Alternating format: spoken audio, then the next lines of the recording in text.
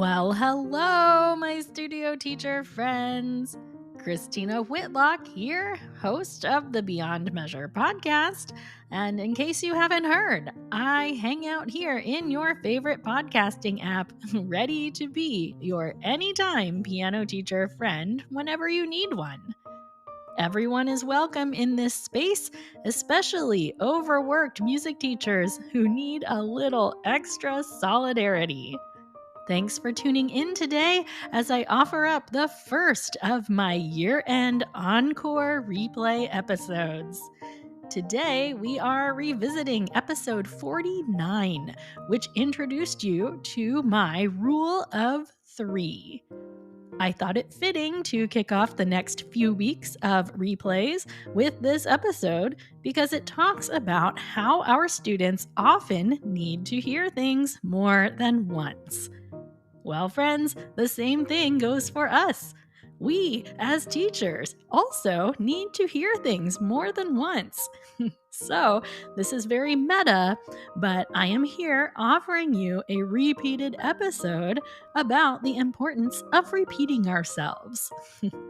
So, we'll get to it in just a moment, but I wanted to give you a quick heads up that I have an exciting announcement coming in this week's One Thought Thursday e-letter.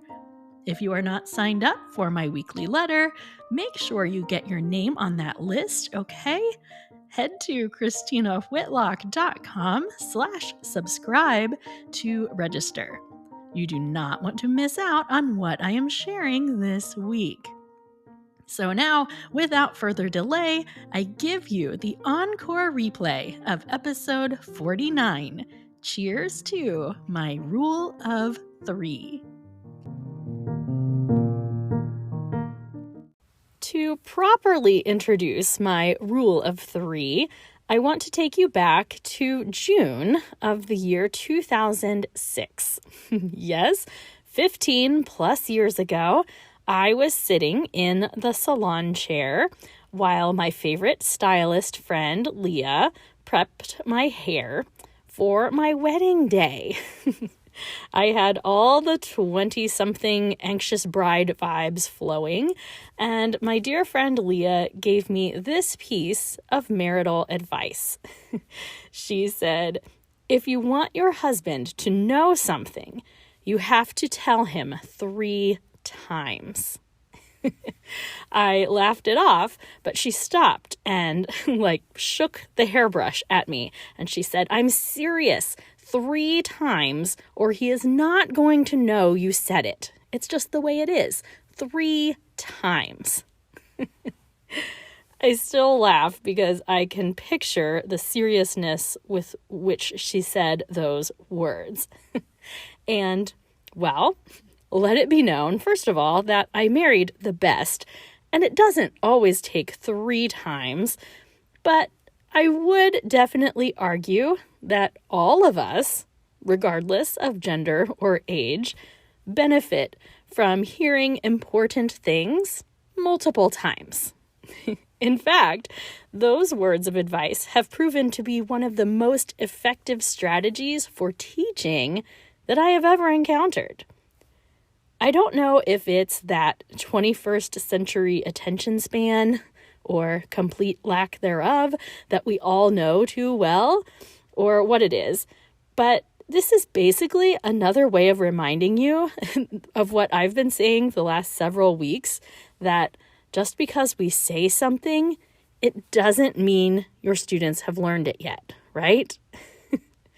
And here's the neat thing about Leah's advice to me on my wedding day. It's actually backed up by lots, and I mean lots, of research. And this is no surprise, of course, to musicians. I mean, we of all people know the importance of repetition. No one masters a musical instrument without lots of repetition. And since our art form rests so heavily on the idea of doing things over and over again until our neural pathways get on board, as teachers of music, we need to make peace with the fact that this means we will be telling our students the same things over and over again. And yes, this is true in so many areas of life. So whether you are applying these ideas to teaching, to marriage, or to any kind of leadership, the idea of saying important things at least 3 times has some very consistent applications across the board. In fact, the CEO of LinkedIn is known to use a quote that cites something to the extent of this. If you want to get your point across, especially to a broader audience, you need to repeat yourself so often that you get sick of hearing yourself say it. And only then will people begin to internalize what you are saying. Well, we all have a few things we're probably a little tired of saying, am I right? Especially since not only do we just tell one single student the same thing multiple times, but of course, we actually spend our days telling multiple students the same thing multiple times. By the end of any given weekday, I have no clue how many times that day I have needed to remind students to keep the pulse of their music moving forward. Every single day.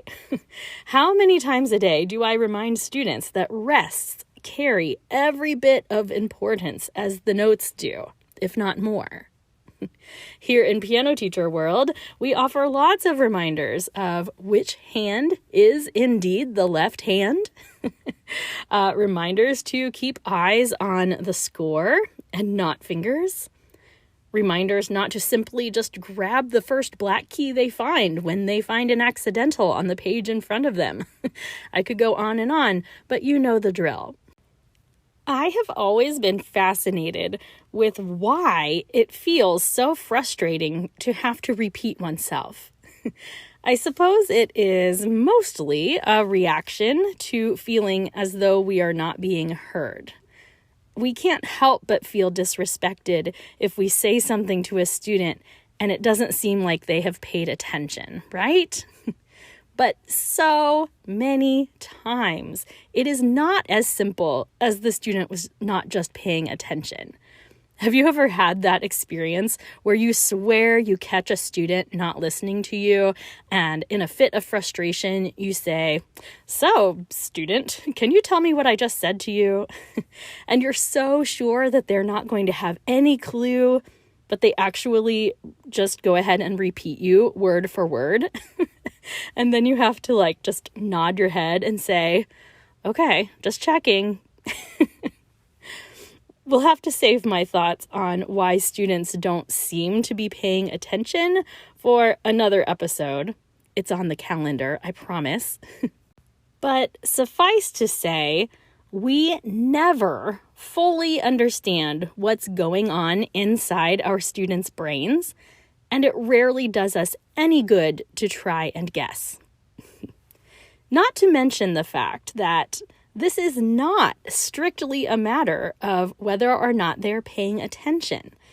Think of all the practice hours we could have saved ourselves if we only had to hear instructions one time. Have you ever stopped and thought about how many times your teachers had to repeat themselves to you? And you were an exceptional student, I'm sure. I am convinced that there are certain concepts in the music studio that just have to be heard more than once. In my experience, the rule of 3 holds pretty true in the studio, though sometimes it's even more. I'm quite well known to say the phrase, "however many times it takes is what it takes." So, for example, here's a scenario that comes up for me a lot. Within a student's first few piano lessons, they will inevitably ask this question. Hey, what do each of these 3 pedals do down here? Well, I'm a big fan of encouraging curiosity whenever possible and helping students understand the instrument in front of them. So we will usually take a break and dive into a fun exploration of the piano and the 3 pedals. So I get them up, they're looking inside the piano, I give them some drills so they can each try 3 of the pedals themselves, the whole shebang. I feel like my spiel is pretty interactive. It's age appropriate, it's not too technical, yet it gets the job done. I don't think I'm talking too much as we explore. I mean, these are all things that I feel add up to a recipe for successful learning. But you know what? Some of you already know where I'm going with this. I would say that maybe 60% of those students end up asking me the same question at some point in the not-so-distant future. And honestly, I used to get pretty irritated about it. I would tell them, don't you remember that day I had you stand over here in the bend of the piano and we watched the dampers as they came up and down and we looked for the hammers underneath the strings and we observed how they moved and then I had you come over here and so on and so on and so on. And most of the time they'll say, yeah, kinda, but I forget what that left pedal does again, or something like that. It seems as though, in a lot of cases, this is very simply information that most students need to hear a few times, especially since we barely use 2 of those pedals for quite some time in piano study. That is definitely a contributing factor. But that's just one example. I have come to decide that most students need multiple lessons on Roman numeral analysis before that really sinks in. I believe they need multiple explanations of compound meter before they really, get it. And the list goes on and on. If you've listened to this podcast for very long at all, you already know I'm going to tell you that we can't just talk ourselves in circles when it comes to introducing concepts.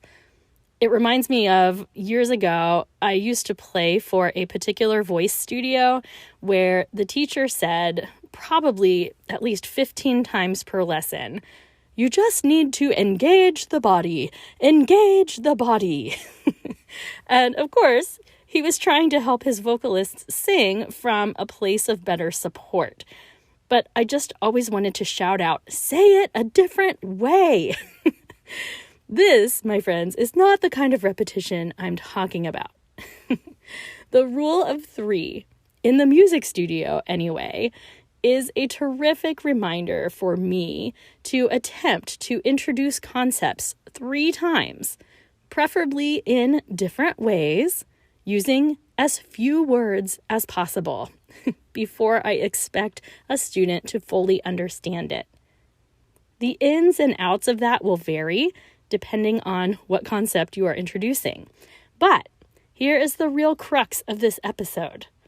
We, as teachers, should expect to repeat ourselves quite a bit. 100% plan on introducing concepts more than once and in different ways because our students are very likely going to need it. It's just the way the brain works. So if your student is not picking up on a concept after your initial explanation, it doesn't mean there is something wrong with him or with you and the way you explained it. It just means that you need to keep explaining and maybe try it from a different angle if that's possible. Whatever it takes is what it takes. And when we, as teachers, come to accept and embrace the fact that explaining concepts multiple times in multiple ways is the job, well, I think it goes a long way to help alleviate the frustration that can come from having to repeat ourselves. pay attention to what spikes your frustration this week, will you? If it has anything to do with feeling exhausted over repeating yourself, I would first tell you to go back and listen to episode number 42, which is Cheers to Talking Less, and see if perhaps there is any chance you are using too many words. But then I would also ask you to take a moment to reflect on the fact that, to an extent, thoughtful repetition is an enormous part of our job. Now hear me, I say thoughtful repetition because it's not at all that I think we should be repeating ourselves over and over again, word for word, but rather we want our students to internalize the principles of music making we are providing them. And the research is very, very clear that this really only comes through frequent repetition. And now, let's move on to my favorite revisited concept of every week, a toast to you.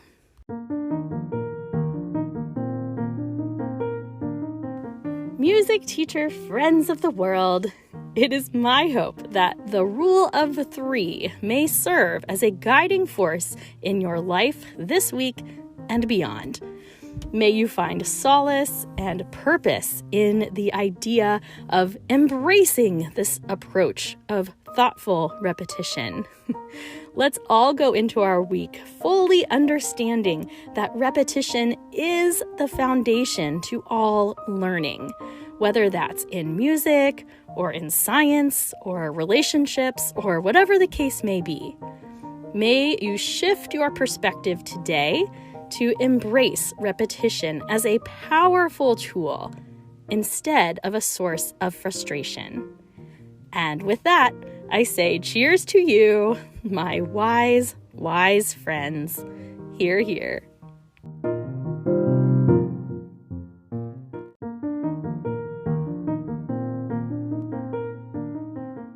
Thanks again for catching this Encore Replay episode, friends. I hope it was a blessing to you. One quick reminder to go sign up to receive my One Thought Thursday e-letter so you can keep yourself fully in the loop of all things Beyond Measure podcast.